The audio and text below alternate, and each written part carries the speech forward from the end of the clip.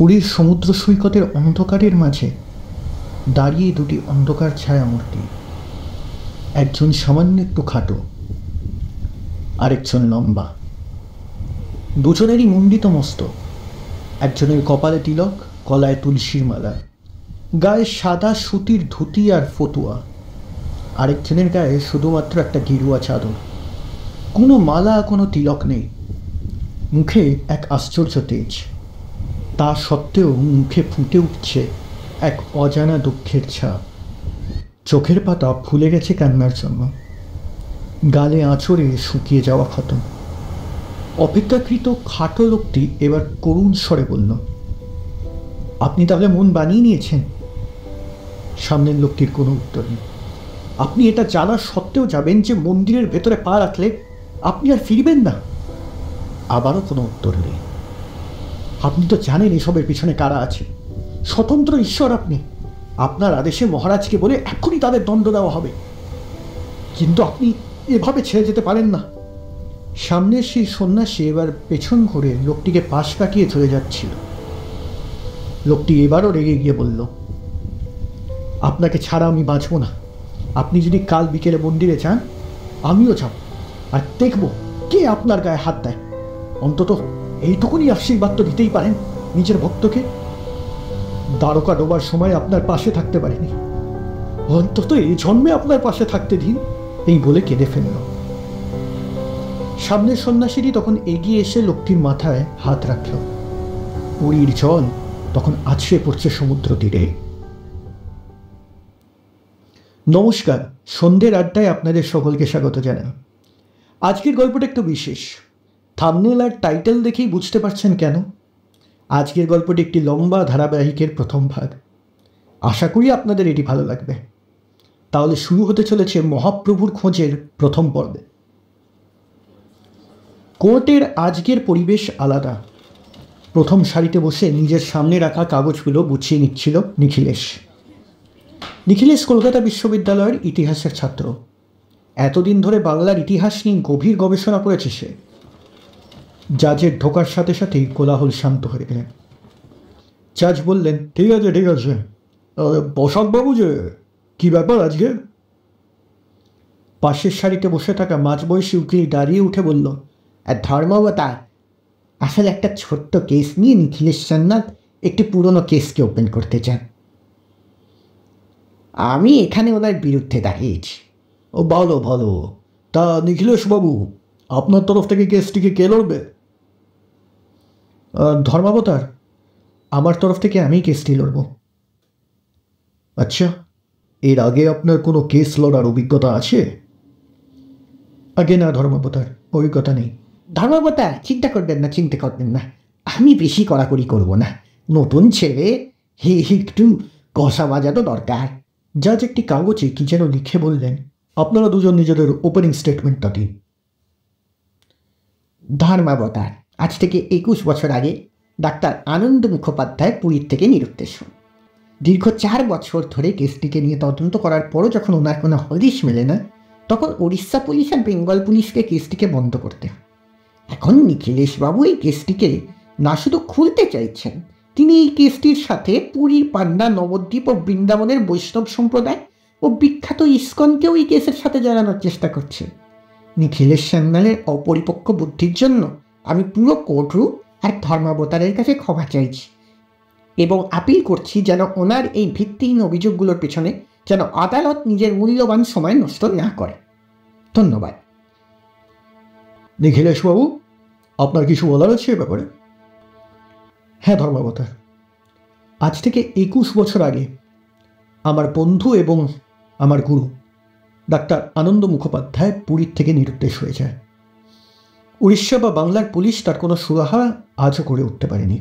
আমি কিন্তু আজ শুধু আনন্দের জন্য এই ন্যায়ের মন্দিরে আসিনি ধর্মাবতার। সেরকম করলে আমার বন্ধুর প্রতি অন্যায় হবে। আমি এসেছি ডাক্তার আনন্দ মুখোপাধ্যায় যেই অসমাপ্ত কাজ রেখে গিয়েছিলেন সেটাকে পুরো করতে, ওনার অনুসন্ধানকে সমাজের সামনে তুলে দিতে।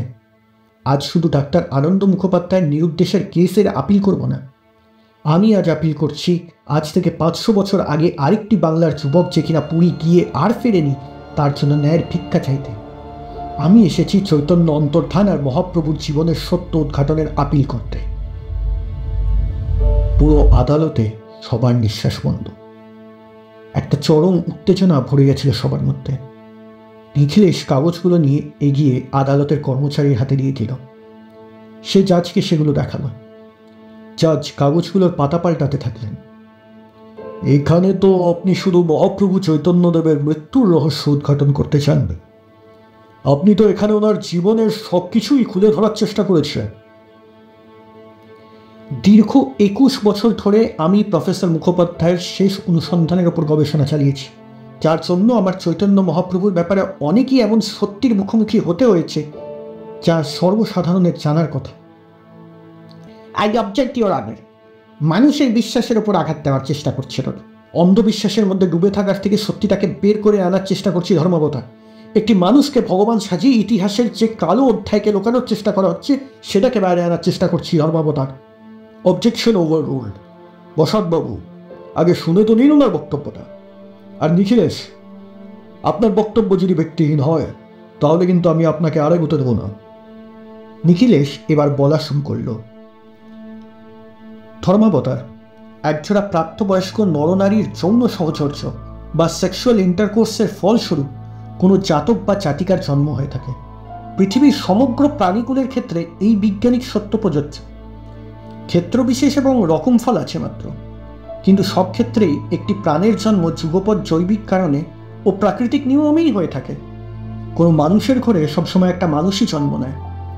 এর থেকে মহান ও মহত্তর পরিচয় আর কী বা থাকতে পারে? ধন নয়, মান নয়।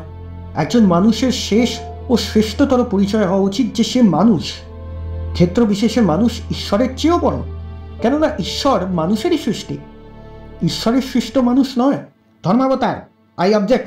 দাঁড়ান বসাকবাবু, একটু কথাগুলো বলে নিতে দিন আমায়।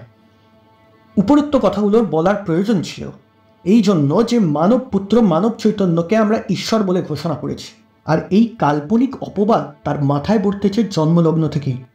চৈতন্য যখন মায়ের পেটে ছিল তখন থেকেই শুরু হয়েছে চৈতন্য জীবনীকারদের এ ধরনের আদিদৈবিক প্রচেষ্টা। চৈতন্য ভাগবতেও লেখা আছে, এই মতো ব্রহ্মাদি দেবতা প্রতিদিনে গুপ্তর হই ঈশ্বরের করে স্তবনে, শচীগর্ভে বৈশে সর্বভুবনের বাস, ফাল্গুনী পূর্ণিমা আসি হইলা প্রকাশ। আরেক প্রসিদ্ধ চৈতন্য জীবনীকার কৃষ্ণদাস কবিরাজ, যাকে আমরা এরপর থেকে কবিরাজ গোস্বামী নামে অভিহিত করব, সেই পরম বৈষ্ণব কবিরাজ গোস্বামীর কলমেও সেই একই আদিভৌতিক আদিদৈবিক চিন্তাধারা দেখতে পাচ্ছি আমরা। 1406 শকের শেষ মাঘ মাসে জগন্নাথ শচীদেহে কৃষ্ণের প্রবেশে, শচীকেহ মিয়া দেখো আকাশে ওপরে দিব্যমূর্তি লোক আসি স্তুতি যেন করে।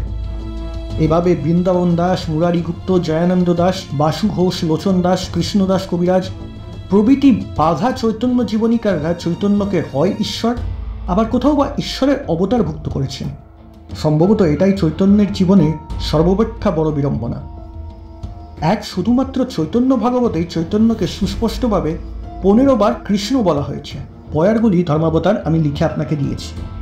এবং উক্ত চৈতন্য ভাগবতের অন্তত 40 বার চৈতন্যকে নারায়ণ, বৈকুণ্ঠনাথ, লক্ষ্মীনারায়ণ প্রভৃতি কাল্পনিক বাক্যে স্তুতি করা হয়েছে। ভক্ত যদি তার ভক্তি সম্পদ মানুষটিকে ভগবান বা অবতার রূপে বিশ্বাস করেন ও প্রচার করেন, সেটা সেই ভক্তের ক্ষেত্রে কোনো দোষণীয় নয়।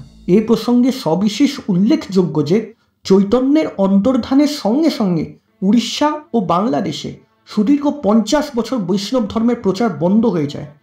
এ সময় গৌড়ে ও উৎকল প্রদেশে বৈষ্ণব বিদ্বেষ প্রবল আকার ধারণ করে, যেটা কিনা আমরা ডক্টর দীনেশ চন্দ্র সেনের চৈতন্য অ্যান্ড হিজ এজ থেকে পাচ্ছি। ফলে বৈষ্ণবরা সুদূর বৃন্দাবনে আত্মগোপন করতে বাধ্য হন। আমার ব্যক্তিগত ধারণা, এই সুদীর্ঘকাল বৈষ্ণব ধর্ম প্রচার ও প্রসার স্তব্ধ হওয়ায় চৈতন্য মূলায়নের ধারাবাহিকতা ভীষণভাবে ব্যাহত হয়েছে। কেননা সুদীর্ঘ 50 বছর প্রচারহীন থাকায় পরবর্তীকালে বৈষ্ণব শাস্ত্র ও চৈতন্যের অবমূল্যায়ন ঘটা বিচিত্র নয়। এই প্রসঙ্গে মহাত্মা শিশির কুমার ঘোষের উদ্ধৃত উল্লেখ করা যেতে পারে। মহাত্মা শিশির কুমার তার শ্রী অমিয়নিমাই চরিত গ্রন্থে লিখেছেন, যখন এই ক্ষুদ্র গ্রন্থাকারের প্রচুর অপরিসীম কৃপায় শ্রীগৌরাঙ্গ বিষয় কিছু জানিতে ইচ্ছা হইল, তখন তাহার অনেকের শরণাগত হইতে হইয়াছিল, কিন্তু কেহই কিছুকে বলিতে পারেনি। যারা গোস্বামী পণ্ডিত তারা শ্রীভাগবত পড়িয়াছেন, গোস্বামীর গ্রন্থ পড়িয়াছেন, কিন্তু প্রভুর লীলা কেউ জানেন না। যিনি বড় জানেন তিনি শ্রীচরিতামৃত পাঠ করিয়াছেন, সেও যেখানে লীলা আছে সেখানে নেই। যেখানে সেখানে তত্ত্বকথা আছে। সেখানে চৈতন্য ভাগবত বলিয়া যে একখানা গ্রন্থ আছে, অনেকেই তাহার সংবাদ রাখিতেন না। সুতরাং বৈষ্ণব ধর্ম কি, প্রভু কে, তিনি কি করিয়াছেন, ইয়া কেউই জানে না। বেশি দিনের কথা নয়, শিশির কুমার বাংলার 1318 সালের 26শে পৌষ পরলোক গমন করলেন। আর এখন 2024 সাল। এই কিছু বছর আগে চৈতন্য ও বৈষ্ণব সাহিত্য সম্পর্কে বৈষ্ণব পণ্ডিতগণ কতখানি অজ্ঞ ছিলেন ভাবলেও অবাক হয়। ভক্ত যদি তার ভক্তি সম্পদ মানুষটাকে ভগবান বা অবতার রূপে বিশ্বাস করেন ও প্রচার করেন, সেটা সেই ভক্তের ক্ষেত্রে কোনো দোষণীয় নয়, কেননা সেক্ষেত্রে তার ভক্তিজনিত কল্পনা বাস্তবের চেয়েও সত্য। কিন্তু সেই কল্পলোকের ঈশ্বর তার ভক্ত বা ভক্তমণ্ডলীর কাছেই সীমাবদ্ধ। তিনি ইতিহাসের ঐতিহাসিক ঈশ্বর হতে পারেন না, আর তা হলে তার্কিকের তর্জনীর প্রত্যাশিত হয়ে ওঠে।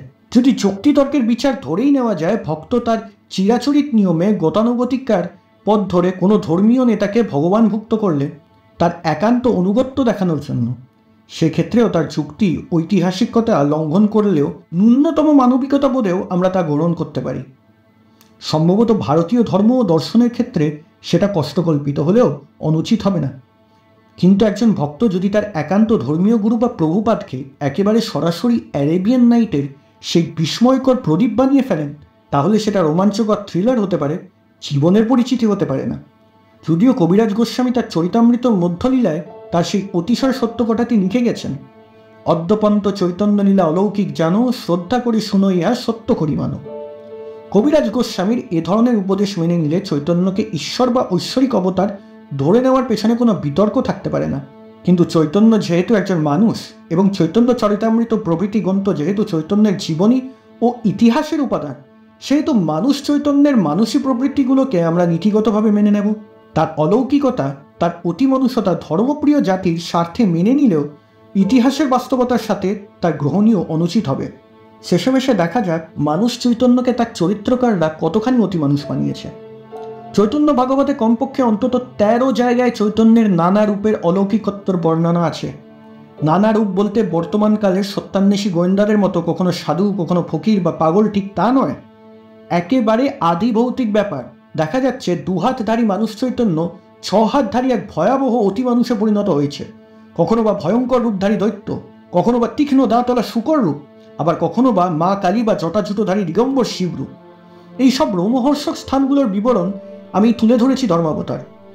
যেমন চৈতন্য ভাগবতেই লেখা আছে, মা শচীদেবীর কাছে চৈতন্য কৃষ্ণরূপে প্রকট হলেন, মুরারি গুপ্তের কাছে বরাহ রূপে প্রকট হলেন, চন্দ্রশেখর আচার্যের ঘরে রুক্মিণী আদ্যাশক্তি রূপে প্রকট হলেন, নিত্যানন্দের কাছে বিশ্বরূপ, সর্বভৌম ভট্টাচার্যের কাছে সর্বভুজ রূপ, শ্রীবাস পণ্ডিতের কাছে নৃসিংহ রূপে প্রকট হলেন, আরও কত কি।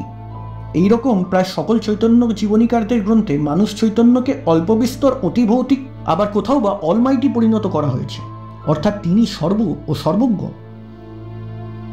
বেশি দিনের কথা নয়, মাত্র 500 বছর আগে এক সাধারণ পরিবারের অতি সাধারণ সংসারিক মানুষকে নিয়ে কেন এমন আদিদৈবিক গল্প করা হয়েছিল ভাবলে সত্যিই আশ্চর্য লাগে। যদি ঈশ্বরবাদীদের ভগবানের মতো চৈতন্য সর্বশক্তিমান পুরুষ হতেন, তাহলে তাকে পুরীর জগন্নাথ মন্দিরে নিষ্ঠুরভাবে আততায়ীদের হাতে নৃশংসভাবে মৃত্যুর সম্মুখীন হতে হতো না।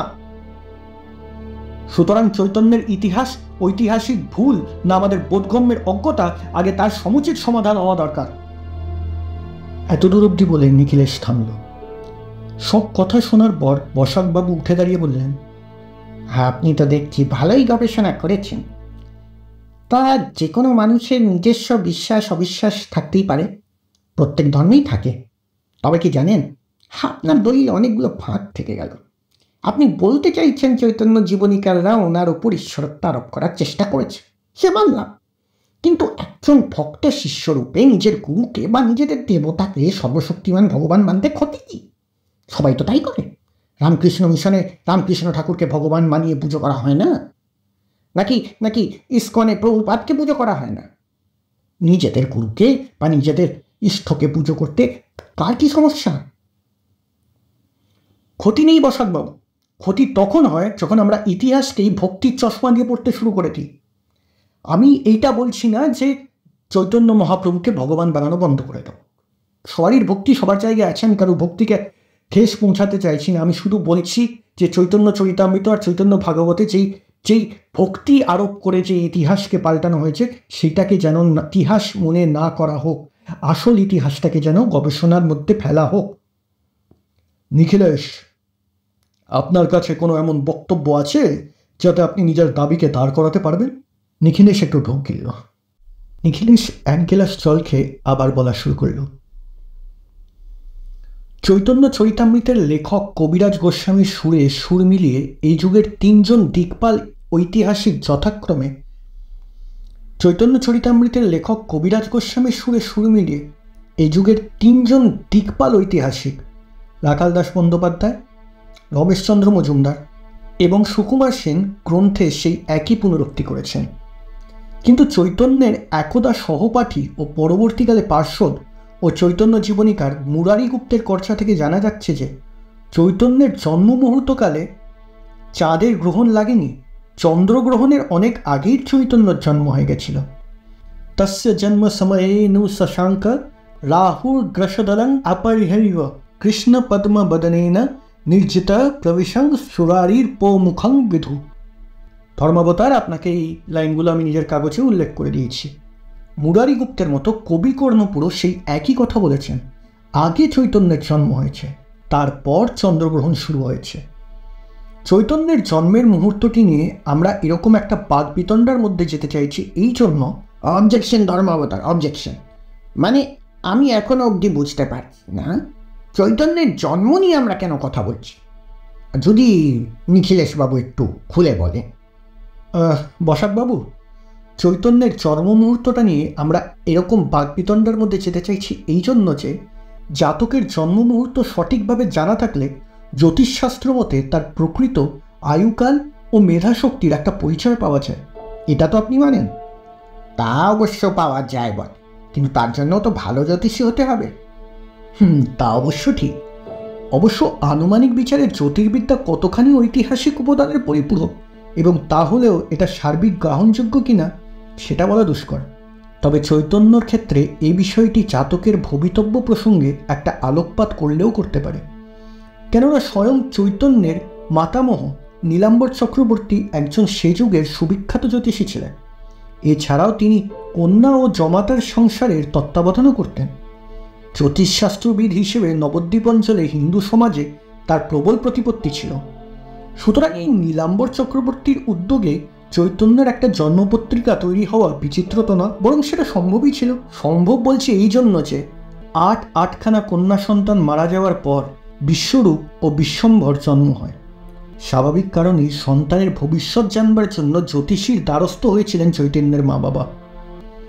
নীলাম্বর চক্রবর্তীর গণনার কথা চৈতন্য ভাগবত ও কবিরাজ গোস্বামীর চরিতামৃততেও আছে, তবে দুটির বক্তব্য দুরকম। কবিরাজ গোস্বামী বলেছেন চৈতন্যের জন্মের আগেই নীলাম্বর চক্রবর্তী প্রসূতির লক্ষণ দেখে একটা ভবিষ্যৎবাণী করেছিলেন। সেই ভবিষ্যৎবাণীর কাগজও আমি আপনাকে দিয়েছি ধর্মাবতার, আপনি দেখে নিতে পারেন। হইতে হইতে হইল গর্ভ 13 মাস, তথাপি ভূমিষ্ঠ নহে মিশ্রের হইল ত্রাস। নীলাম্বর চক্রবর্তী কহিলা গনিয়া, এই মাসে শুভ হইব শুভক্ষণ পাইয়া। আদিলীলা 13 পরিচ্ছেদ। অন্যত্র বৃন্দাবন দাস তার ভগবতে লিখেছেন অন্য কথা। সেখানে আগে চৈতন্যের জন্ম, তারপর নীলাম্বর চক্রবর্তীর গণনা। শচীর জনক চক্রবর্তী নীলাম্বর প্রতিলগ্নে অভূত দেখেন বিপ্রবর। মহারাজ লক্ষণ সকল লগ্ন কহে, রূপ দেখি চক্রবর্তী হইয়া বিস্ময়। বিপ্র রাজা গৌর হইবে ক্ষীণ আছে, বিপ্র বলে সেই বা জানিব তাহা পাছে। মহাজ্যোতির্বিদ বিপ্র সবার অগ্রেতে, লগ্ন অনুরূপ কথা লাগিল কহিতে। আদিলীলা 2 অধ্যায়। তার জন্মের আগে বা পরে হোক, নাতি চৈতন্যের সম্পর্কে নীলাম্বর চক্রবর্তী ভবিষ্যৎবাণী কিছু করেছিলেন, কিন্তু চৈতন্য চরিতে যে রাশিচক্রের বর্ণনা আছে তা অবশ্য জাতকের জন্মের পর তৈরি হয়েছিল। সম্ভবত সেটা নীলাম্বর চক্রবর্তীই করে থাকবেন, এবং চৈতন্যের জীবনীকারেরাও বিশেষত মুরারি গুপ্তের পক্ষে সেটা উদ্ধার করা বেশি সম্ভব ছিল। একই সম্ভাবনা ছিল স্বরূপ দামোদরের পক্ষেও, কেননা এরা দুজনেই চৈতন্যের সমসাময়িক ও চৈতন্যের আদি জীবনীর লেখক। পরবর্তী লেখক কবিকর্ণপুরও মুরারি গুপ্তের সঙ্গে একমত ছিলেন। মুরারি ও কবিকর্ণপুর কৃত গ্রন্থে চৈতন্যের যে রাশিচক্রটি আছে সেটিও আমি আপনাকে দিয়েছি ধর্মাবতার, দয়া করে একটু দেখে নেবেন। কবিরাজ গোস্বামী ও বৃন্দাবন দাস দুজন চরিতকারী তাদের জীবনী গ্রন্থে চৈতন্যের জন্মের সময় প্রসঙ্গ অভিন্ন ও ভুল সংবাদ পরিবেশন করেছিলেন। কবিরাজ গোস্বামী অবশ্য বৃন্দাবন দাসের বই থেকে এই তত্ত্বটি সংগ্রহ করেছিলেন। তাই তিনিও লিখেছিলেন চৈতন্যের জন্মের মুহূর্তে চন্দ্র রাহু গ্রাস অর্থাৎ গ্রহণ ছিল। বৃন্দাবন লিখেছিলেন ঈশ্বরের কর্ম বুঝিবার শক্তিকার, চন্দ্র আচ্ছা দিল রাহু ঈশ্বর ইচ্ছায়, হেনই সময়ে সর্বজগৎ জীবন অবতীর্ণ হইলেন শ্রী শচীনন্দ, চৈতন্য ভাগবত। এবং কবিরাজ গোস্বামীও বৃন্দাবন দাসের ভুল তত্ত্ব হুবহু উদ্ধৃত করলেন তার বইতে। তিনি লিখলেন ফাল্গুন পূর্ণিমার সন্ধ্যায় প্রতুর জন্মোদয়, সেই কালে দৈবযোগে চন্দ্রগ্রহণ হয়। পরে তিনি নিজের ও বৃন্দাবন দাসের ভ্রম সংশোধন করে বলেছিলেন যে প্রথম সন্ধ্যার যোগে চৈতন্যের জন্ম এবং পরে গ্রহণ হয়েছিল। বলা বাহুল্য মুরারিগুপ্ত আর কবিকর্ণপুরের রচনা পড়েই কবিরাজ গোস্বামী তার ভুল সংশোধন করেছিলেন। এতে আরেকটা জিনিস প্রমাণিত হয়, তা হলো কবিরাজ গোস্বামী চরিতামৃতের অনন্ত আদিলীলা লেখার সময় কর্ণপুর মুরারিগুপ্তের প্রমুখ বই পড়েননি, সেই জন্য একটা প্রচ্ছন্ন সংশয় তার থেকে গেছিল। তাহলে এ পর্যন্ত আলোচনার ভিত্তিক দুটো জিনিস স্পষ্টতর হয়েছে। তা হলো প্রথম, নীলাম্বর চক্রবর্তীর গণনার ওপর চৈতন্যের আদি জীবনীকাররা নির্ভরশীল হতে পেরেছিলেন, এবং কবিরাজ গোস্বামী যিনি মূলত স্বরূপ দামোদরের কর্চা ও রঘুনাথ দাসের মৌখিক উক্তি নোটের ওপর নির্ভর করে চরিতামৃতের উপাদান সংগ্রহ করেছিলেন, সেই কবিরাজ গোস্বামীও অন্যতম চৈতন্য চরিত রচয়িতা বৃন্দাবন দাসের চেয়েও আদি রচয়িতাদের, বিশেষ করে মুরারিগুপ্তের কর্চার বেশি নির্ভরযোগ্য বিবেচনা করেছেন। সুতরাং এর থেকে স্পষ্ট প্রমাণ হচ্ছে যে চৈতন্যের জন্ম মুহূর্তে চন্দ্রগ্রহণ শুরু হয়নি, চন্দ্রগ্রহণ লেগেছিল জন্মের বহু পরে। চৈতন্যের জন্ম হয়েছিল সন্ধ্যায়, আর চন্দ্র রাহুগ্রস্ত হয়েছিল সেদিন রাত্রি 8টায়। প্রায় 60 বছর আগের বিখ্যাত জ্যোতিষী যোগেশচন্দ্র রায় বিদ্যানিধি মহাশয় চৈতন্যের আবির্ভাবের সময়ের ওপর একটি প্রবন্ধও লিখেছিলেন প্রবাসী পত্রিকায়, শিরোনাম কবি শশাঙ্ক। এই প্রবন্ধে তিনি জ্যোতিষিক গণনা করে দেখিয়েছিলেন যে 1407 শকাব্দে ফাল্গুন মাসের নবদ্বীপে পূর্ণিমায় ছিল 40 দণ্ড, দিব্যমান 29 দণ্ড। রাত্রি 8 দণ্ডের সময় চন্দ্রগ্রহণ আরম্ভ হয়েছিল এবং চৈতন্যের জন্মের দিনটি ছিল শনিবার 23শে ফাল্গুন, জুলিয়ান ক্যালেন্ডার অনুসারে 1486 খ্রিস্টাব্দের 18ই ফেব্রুয়ারি, এবং বর্তমান গ্রেগরিয়ান ক্যালেন্ডার হিসেবে 1486 খ্রিস্টাব্দের 27শে ফেব্রুয়ারি। তাহলে দেখা যাচ্ছে চৈতন্যের দাদামশাই নীলাম্বর চক্রবর্তীর গণনা ক্ষেত্র বিশেষে নিখুঁত ও নির্ভুল ছিল। নীলাম্বর চক্রবর্তীর বানানো চৈতন্যের জন্মকুণ্ডলীটি আপনাকে দেওয়া হয়েছে জন্মাবতার, আপনি ওটা একবার দেখবেন। কবিরাজ গোস্বামী ওটার বঙ্গানুবাদ করেছেন। সিংহ রাশি সিংহ লগ্ন উচ্চ গ্রহগণ, ষড়বর্গ অষ্টবর্গ সর্বসুলক্ষণ, অর্থাৎ প্রভুর আবির্ভাবকালে সিংহ লগ্ন ও সিংহ রাশি, রবি বুধ ও রাহু কুম্ভস্থ, বৃহস্পতির স্বগৃহে উচ্চপ্রায় মঙ্গল সহ ধনুতে, শনি উচ্চপ্রায় বৃশ্চিকস্থ, শুক্র উচ্চপ্রায় মেষস্থ, চন্দ্র ও কেতু মূল ত্রিকোণে সিংহ লগ্নস্থ ছিল। এই লগ্ন রবির ক্ষেত্র, চন্দ্রের হোরা, শুক্রের নবাংশ, নবমপতি মঙ্গল, দশমপতি শুক্র, সপ্তমপতি শনি উচ্চপ্রায়। বৃহস্পতি ধর্মস্থানগত শুক্রকে পূর্ণভাবে দৃষ্টি করছেন। মঙ্গল ও বৃহস্পতি পঞ্চমে শুভ যোগে, লগ্নে ছিল বৃহস্পতির পূর্ণ দৃষ্টি। এরপর দেখা যাচ্ছে মাতামোহন নীলাম্বর নাতি চৈতন্যের কোষ্ঠী গণনা করে যা যা বলেছিলেন চৈতন্যের পরবর্তী জীবনে তা বহুলাংশে মিলেও গেছিল।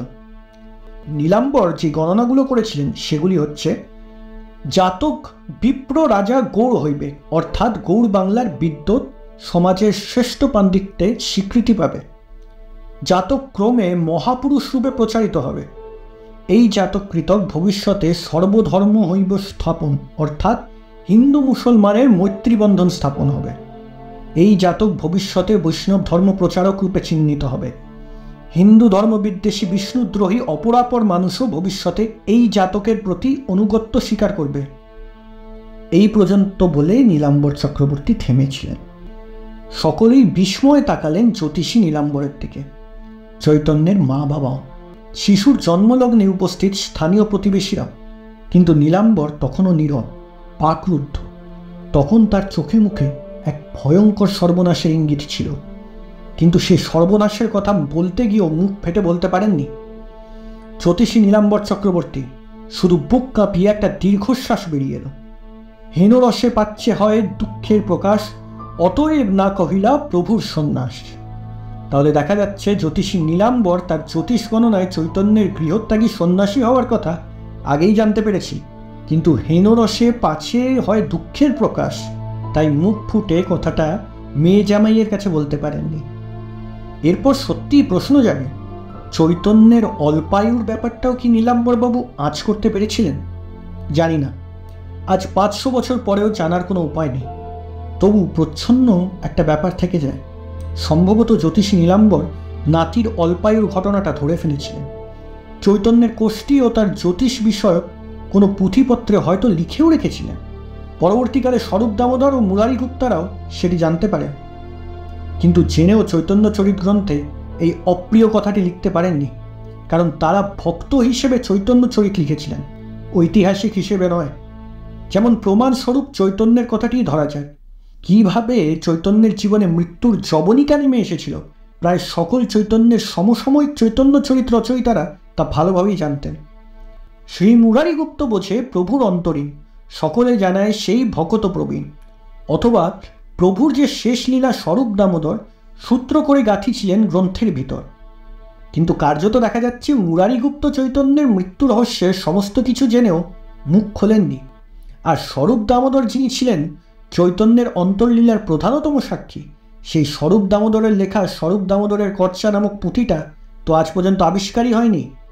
কি ছিল সেই পুঁথিতে? সম্ভবত এমন কিছু ছিল যা পীড়াদায়ক, বৈষ্ণব ভক্তদের বিহ্বলতা বাড়িয়ে দিয়েছিল, এবং শুধুমাত্র সেই জন্যেই এই পুঁথিটা আকস্মিকভাবে গুপ্ত করে দেওয়া হয়েছিল। এর কোনো ব্যতিক্রম নেই। যিশু, বৌদ্ধ, মহাবীর, মোহাম্মদ সকলেই মানব সন্তান, কিন্তু ভক্তদের কাছে মহাপুরুষ ঈশ্বরের প্রতিভূ। চৈতন্য তাই ছিলেন। তাই চৈতন্য জীবনীকাররা চাননি নিছক মৃত্যু বা মৃত্যুজনিত কিছু লিখে ভগবান চৈতন্যকে মানুষের কাছাকাছি আনতে, এবং সেরকম হলে বৈষ্ণব ভক্তমণ্ডলীরও একটু সম্মান নিচে নেমে যেত। চৈতন্যের শেষ লীলা রহিল অবশেষে সেই সব লীলা শুনিতে বিবরণ, বৃন্দাবনবাসী ভয়ে উৎকণ্ঠিত মন। চৈতন্য চরিতামৃতের আদি লীলা। চরিতামৃত লেখার সময় চৈতন্যপন্থী ভক্তদের হেডকোয়ার্টার ছিল বৃন্দাবন। কোনো অজ্ঞাত কারণে বাংলা ও উড়িষ্যার থেকে ততদিনে বৈষ্ণব সম্প্রদায় ও বৈষ্ণব সঙ্গীত দুটোই উৎখাত হয়ে গেছে। তাই বৃন্দাবনবাসী বৈষ্ণবদের উৎকণ্ঠার ভয়। চৈতন্য চরিতাকাররা সবকিছু জেনেও চৈতন্যের মৃত্যুর ঘটনাটি চেপে গেছেন। তৎকালীন ধর্মান্ধ মধ্যযুগীয় সমাজে এটাই অনিবার্য ছিল। সমানুপাতিক ওই একই কারণে জ্যোতিষী নীলাম্বর চক্রবর্তীকৃত চৈতন্যের কোষ্ঠী ও ভবিষ্যৎবাণীর অনেক কথাও বেমালুম চেপে গেছেন চরিতাকাররা। ধরেই নিলাম চৈতন্যের গৃহত্যাগ, সন্ন্যাস, ছন্নছাড়া জীবন, অকাল মৃত্যু সবকিছু জেনেও নীলাম্বরবাবু মুখ খোলেননি, কিন্তু চৈতন্যের জন্মের পর জাতকের একটা জন্মছক, তার ঠিকুজি কোষ্ঠী হোক, নিশ্চয়ই তো তৈরি হয়েছিল। চৈতন্য ভাগবতে এই অবশ্য কোষ্ঠীর কথা লেখা আছে। হেন কোষ্ঠী গণিলাঙ্গ আমি ভাগ্যবান, শ্রী বিশ্বম্ভর নাম হইল ইহান। কারণ ওরকম কুলুজি ঠিকুজি একটা না থাকলে জ্যোতিষী নীলাম্বর মুখে মুখে এতগুলো কথা বলতে পারতেন না। কোনো জ্যোতিষীর পক্ষে সঙ্গত কারণেই তা সম্ভব নয়। তাহলে চৈতন্যের একটা কোষ্ঠী ছিল, এবং আদি চৈতন্য জীবনীকার স্বরূপ দামোদর, মুরারি গুপ্তারা তা বিলক্ষণ জানতেন। সচক্ষে হয়তো দেখেও থাকবেন, দেখাটাই স্বাভাবিক। চৈতন্যের গৃহত্যাগের সময় জ্যোতিষী নীলাম্বর জীবিত ছিলেন কিনা জানা যায় না, থাকলে তার মুখেও শুনতে পারেন। কন্যা শচীর দুঃখের দিনে তার মুখ দিয়ে অনেক কথাই বেরিয়ে আসা সম্ভব ছিল। তবুও সবকিছু জেনেও স্বরূপ দামোদর, মুরারি গুপ্তরা চৈতন্যের জীবনের অনেক গূঢ় সংবাদ চেপে গেছেন। নিছক মরণশীল মানুষের মতো মৃত্যুর দোষ ত্রুটির খবর লিখে ভগবান চৈতন্যের ভক্তবৃন্দের কাছে অপ্রিয় হতে চাননি, বরং মানুষ চৈতন্যকে ভগবান চৈতন্য প্রতিপন্ন করে ধর্মপ্রাণ ভক্তদের কাছে হাততালি কুড়িয়েছে। এ যুগ হলে চৈতন্যের নামে অনেক মিথ্যা কেচ্ছা বেরিয়ে পড়ত, কারণ এখন মানুষ মনের দিক থেকে সেটাই পছন্দ করে, বিনোদন হিসাবেও করে। তখনকার দিনে ধর্মের ব্যাপারটা ছিল এইরকমই। কথায় কথায় অলৌকিকত্বের বিশ্বাস, মানুষকে ভগবান অবতার বানানোর মতো অন্ধ সংস্কারগুলি মানুষ পছন্দ করত। কি পড়ুয়ার টোল, পাঠশালা, চণ্ডী মণ্ডপ, এমনকি সে যুগে নরহত্যা, শরীরী ব্যভিচার, সব কিছুর মধ্যেই থাকতো ধর্মাধর্মের কচকচি।